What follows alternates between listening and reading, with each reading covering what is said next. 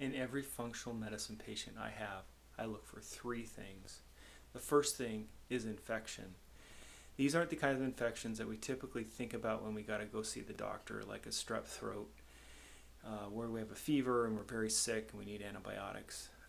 These are infections that are chronic, that have been around for months or years. Many times these infections live in the intestinal tract.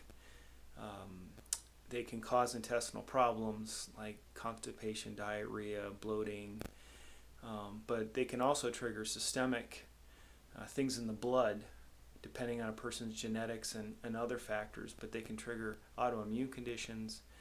They can create fatigue, they can create brain fog. These infections can also be in the blood, viruses. So we look for infections, we look for signs of infections, and we test blood, we test the stool, we look sometimes even urine and saliva testing, looking for these kinds of infections. The second thing that we look for are toxins. Toxins can trigger lots of chronic health problems. I find patients that have lead toxicity, mercury toxicity, arsenic toxicity, antimony toxicity.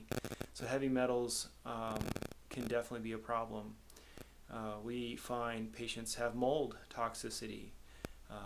Many that we diagnose aren't aware that their home has a mold problem, and getting that resolved changes their life, getting rid of those toxins. We also find patients with petroleum type toxins from things as simple as skincare products, hair products, the kind of work that they do, if they work with industrial solvents and things, cleaning products. For some people, they have a really hard time detoxifying those toxins, and they can make them very sick. And the last thing that I look for in patients is nutrient insufficiency or deficiency. It's amazing how many things are really just because people are deficient in magnesium, or they're deficient in vitamin D, or they have a combination of different nutrient deficiencies.